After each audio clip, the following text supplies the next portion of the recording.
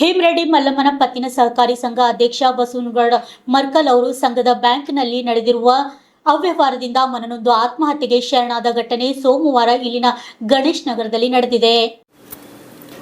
ಹೇಮರೆಡ್ಡಿ ಮಲ್ಲಮ್ಮನ ಪತ್ತಿನ ಸಹಕಾರಿ ಸಂಘದಿಂದ ಸಾಲ ಪಡೆದುಕೊಂಡವರು ಮರಳಿ ಹಣ ಜಮಾ ಮಾಡದಿರುವ ಹಿನ್ನೆಲೆಯಲ್ಲಿ ಕೋಟ್ಯಾಂತರ ರೂಪಾಯಿ ಭ್ರಷ್ಟಾಚಾರ ನಡೆದಿತ್ತು ಎನ್ನಲಾಗಿದೆ. ಇದರಿಂದ ಠೇವಣಿ ಮಾಡಿದವರಿಗೆ ಹಣ ಸಂಪಾದನೆ ಮಾಡಲು ತೊಂದರೆ ಉಂಟಾಗುತ್ತಿತ್ತು. ಈ ಕುರಿತು ಕಳೆದ ಏಪ್ರಿಲ್ 13ರಂದು ಶಾಪುರ್ ನಗರ ಪೊಲೀಸ್ ಠಾಣೆಯಲ್ಲಿ ಪ್ರಕರಣ ದಾಖಲಾಗಿತ್ತು ಎನ್ನಲಾಗಿದೆ. ಆದರೆ ಈವರೆಗೂ ಹಣ ಪಡೆದುಕೊಂಡವರು ಮರಳಿ ನೀಡದ ಕಾರಣದಿಂದ ಬಸವನಗೌಡ ಮರ್ಕಲ್ ಅವರು ನೊಂದಿದ್ದರು. ಆದರೂ ಪ್ರತಿದಿನ ಪಿಗ್ಗಿದಾರರು ಠೇವಣಿದಾರರು ಮನೆಗೆ ಬಂದು ಜಗಳ ಮಾಡುತ್ತಿರುವುದರಿಂದ ಮರ್ಕಲ್ ಅವರು ಮಾನಸಿಕವಾಗಿ ಅಸ್ವಸ್ಥಗೊಂಡಿದ್ದರು ಎಂದು ಕೆಲವರಿಂದ ತಿಳಿದು ಬಂದಿದೆ. ಕಳೆದ ಕಾರು ಹುಣ್ಣಿಮೆಯಂದು ಅಹೋರಾತ್ರಿ ಸುಮಾರು 2 ಗಂಟೆಗೆ ಮನೆಗೆ ಬಂದು ತಮ್ಮ ಮನೆಯ ಗ್ರಿಲ್ಗೆ ನೇಣು ಬಿಗಿದುಕೊಂಡು ಆತ್ಮಹತ್ಯೆ ಮಾಡಿಕೊಂಡಿದ್ದಾರೆ. ಘಟನಾ ಸ್ಥಳಕ್ಕೆ ಶಾಪುರ್ ಪಿಎಸ್ಐ ಸಾಹೇಬ್ ಗೌಡ ಪಾಟೀಲ್ ಭೇಟಿ ನೀಡಿ ಪರಿಶೀಲನೆ ನಡೆಸಿ ತನಿಖೆ ಕೈಗೊಂಡಿದ್ದಾರೆ. ಈ ಕುರಿತು ನಗರದ ಪೊಲೀಸ್ ಠಾಣೆ ಪ್ರಕರಣ ದಾಖಲಾಗಿದೆ.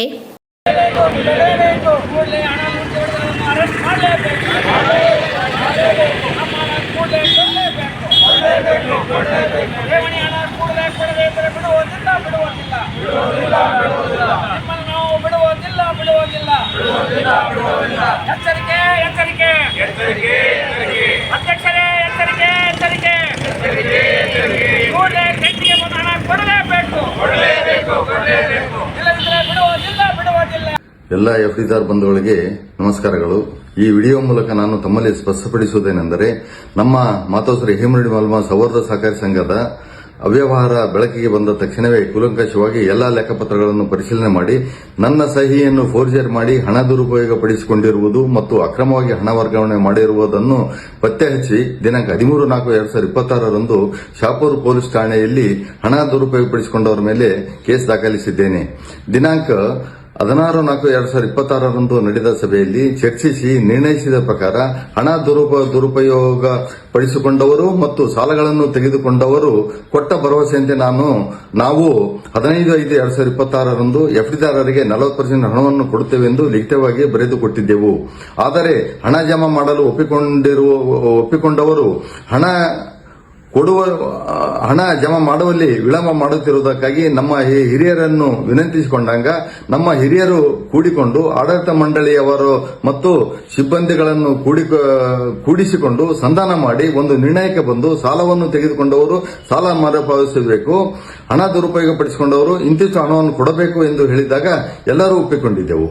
ಹಣ ಬಂದ ಕೂಡಲೇ 10/6/2026ರಿಂದ ಎಲ್ಲ ಎಫ್ಡಿದಾರರನ್ನು ಕರೆದು ಹಣ ಕೊಡಬೇಕೆಂದು ನಮ್ಮ ಹಿರಿಯರು ನಮಗೆ ಸೂಚನೆಯನ್ನು ಕೊಟ್ಟಿದ್ದರು. ನಾನು ನನ್ನ ಲೋನ್ಗಳ ಒಟ್ಟು ಮೊತ್ತ ಮತ್ತು ಎಫ್ಡಿದಾರರಿಗೆ ಕೊಡುವುದಕ್ಕಾಗಿ ನಮ್ಮ ಹಿರಿಯರು ನನಗೆ ಸೂಚಿಸಿದ ಹಾಗೆ ಹೆಚ್ಚಿನ ಹಣವನ್ನು ನಿಗದಿಪಡಿಸಿದ ದಿನಾಂಕದ ಒಳಗಾಗಿ ನಮ್ಮ ಹಿರಿಯರಲ್ಲಿ ಹಣವನ್ನು ತಲುಪಿಸಿದ್ದೇನೆ. ಆದರೆ ನಮ್ಮ ಹಿರಿಯರು ಸೂಚಿಸಿದ ಪ್ರಕಾರ ನಾನು ಮಾತ್ರ ಹಣ ಜಮಾ ಮಾಡಿದ್ದೇನೆಯೇ ಹೊರತು ಉಳಿದವರು ಇಂದಿನವರೆಗೆ ₹1 ಕೂಡ ಹಣ ಜಮಾ ಮಾಡಿರುವುದಿಲ್ಲ. ನಾವು ಎಷ್ಟೇ ಪ್ರಯತ್ನ ಮಾಡಿದರೂ ಉಳಿದವರು ಹಣ ಜಮಾ ಮಾಡುತ್ತಿಲ್ಲ. ಇದರಿಂದ ನನಗೆ ಬಹಳ ನೋವಾಗಿದೆ. ನಾವು ಎಫ್ಡಿದಾರರಿಗೆ ಮಾತು ಕೊಟ್ಟಂತೆ ಹಣ ಕೊಡಲಿಕ್ಕೆ ಆಗುತ್ತಿಲ್ಲವಲ್ಲ ಅನ್ನುವ ಕೊರಗು ನಮ್ಮನ್ನು ಕಾಡುತ್ತಿದೆ. ಆದರೂ ಕೂಡ ಇಂದಿನವರೆಗೂ ನಾವು ಎಫ್ಡಿದಾರರಿಗೆ ಹಣ ಸಂದಾಯ ಮಾಡುವ ನಿಟ್ಟಿನಲ್ಲಿ ಪ್ರಾಮಾಣಿಕವಾಗಿ ಮತ್ತು ನಿರಂತರವಾಗಿ ಪ್ರಯತ್ನವನ್ನು ಮಾಡುತ್ತಾ ಇದ್ದೇವೆ. ಹಾಗೆಯೇ ಸಾಲಗಳನ್ನು ವಸೂಲಿ ಮಾಡಿ ಪಿಗ್ಮಿದಾರರಿಗೆ ಮತ್ತು ಎಸ್ಬಿ ಅಕೌಂಟ್ದಾರರಿಗೆ ಹಣ ಮರಳಿಸುವ ಕರ್ತವ್ಯವನ್ನು ಮಾಡುತ್ತಿದ್ದೇವೆ. ಸದ್ಯದ ನಮ್ಮ ಬ್ಯಾಂಕಿನ ಪರಿಸ್ಥಿತಿ ನೋಡಿ ಸಾಲ ತೆಗೆದುಕೊಂಡವರು ತಮ್ಮ ಹತ್ತಿರವೇ ಹಣವಿದ್ದರೂ ಕೂಡ ನಮ್ಮ ಬ್ಯಾಂಕಿಗೆ ಸಾಲ ಕಟ್ಟುವುದನ್ನು ಮತ್ತು ಪಿಗ್ಮಿ ಕಟ್ಟುವುದನ್ನು ನಿಲ್ಲಿಸಿದ್ದಾರೆ. ಇದರ ಪರಿಣಾಮವಾಗಿ ನಾವು ಮಾತು ಕೊಟ್ಟಂತೆ ನಡೆದುಕೊಳ್ಳಲು ಆಗುತ್ತಿಲ್ಲ. ಆದರೂ ಕೂಡ ಬಹುಪಾಲು ಪಿಗ್ಮಿ ಮತ್ತು ಎಸ್ಬಿ ಅಕೌಂಟ್ದಾರರಿಗೆ ಹಣವನ್ನು ಮರಳಿಸಿದ್ದೇವೆ. ಇನ್ನೂ ಕೆಲವು ಜನರಿಗೆ ಮಾತ್ರ ಪಿಗ್ಮಿ ಮತ್ತು ಎಸ್ಬಿ ಹಣ ಕೊಡುವುದು ಉಳಿದಿದೆ. ಆ ಕಾರಣಕ್ಕಾಗಿ ನಾವು ಎಫ್ಡಿದಾರರಿಗೆ ಮಾತು ಕೊಟ್ಟಂತೆ ಹಣ ಮರಳಿಸಲು ಆಗುತ್ತಿಲ್ಲವಲ್ಲ ಎನ್ನುವ ಕೊರಗು, ನೋವು ಮತ್ತು ಮುಜುಗರದಿಂದಾಗಿ ಇಂದು ನೇರವಾಗಿ ತಮ್ಮ ಮುಂದೆ ಬರಲು ಸಾಧ್ಯವಾಗಿಲ್ಲ. ಅದಕ್ಕಾಗಿ ನಾನು ತಮ್ಮೆಲ್ಲರಲ್ಲಿ ಕ್ಷಮೆ ಕೇಳುತ್ತೇನೆ ಮತ್ತು ಅನ್ಯಥಾ ಭಾವಿಸಬಾರದು ಎಂದು ತಮ್ಮಲ್ಲಿ ವಿನಂತಿಸುತ್ತೇನೆ. ನಾನು ಬ್ಯಾಂಕಿನ ಅಧ್ಯಕ್ಷನಾಗಿ ಸಿಬ್ಬಂದಿಗಳನ್ನು ಅತಿಯಾಗಿ ನಂಬಿದ್ದಕ್ಕಾಗಿ ಇಂದು ಈ ಪರಿಸ್ಥಿತಿ ಬಂದಿದೆ. ಅದಕ್ಕಾಗಿ ನಾನು ನೋವು, ಸಂಕಟ ಮತ್ತು ಅವಮಾನ ಮತ್ತು ಮಾನಸಿಕ ಹಿಂಸೆಯನ್ನು ಅನುಭವಿಸುತ್ತಿದ್ದೇನೆ. ಈ ಕಾರಣಕ್ಕಾಗಿ ನಮ್ಮ ಕುಟುಂಬ ಸದಸ್ಯರು ಕೂಡ ನೋವು, ಸಂಕಟ, ಮಾನಸಿಕ ಹಿಂಸೆಯನ್ನು ಅನುಭವಿಸುತ್ತಿದ್ದಾರೆ. ನಮ್ಮ ಕುಟುಂಬದ ಸದಸ್ಯರೆಲ್ಲರೂ ಸ್ವಾಭಿಮಾನ ಮತ್ತು ಆತ್ಮಗೌರವದಿಂದ ಜೀವನ ನಡೆಸುವವರಾಗಿದ್ದೇವೆ. ಆದರೆ ಕೆಲವು ಜನ ಎಫ್ಡಿದಾರರು ನಮ್ಮ ಮನೆಗೆ ಬಂದು ನಮ್ಮ ಕುಟುಂಬ ಸದಸ್ಯರಿಗೆ ಕಿರುಕುಳ ಕೊಡುತ್ತಿದ್ದಾರೆ. ತಮ್ಮಲ್ಲಿ ನಾನು ವಿನಂತಿ ಮಾಡಿಕೊಳ್ತೀನಿ, ಏನಂತಂದ್ರೆ ಬ್ಯಾಂಕಿನ ವಿಷಯ ಸಂಬಂಧಿಸಿದ್ದಾಗಿ ಬ್ಯಾಂಕಿನ ವಿಷಯಕ್ಕಾಗಿ ನಮ್ಮ ಮನೆಗೆ ಬರೋದು ಸೂಕ್ತವಲ್ಲ ಅನ್ನೋದನ್ನು ತಮ್ಮಲ್ಲಿ ಮನವರಿಕೆ ಮಾಡಿಕೊಡುತ್ತಿದ್ದೇನೆ. ವಿಶೇಷವಾಗಿ ಕೆಲವು ಬಡವರಿಗೆ ತೊಂದರೆ ಆಗುತ್ತಿರುವುದಕ್ಕೆ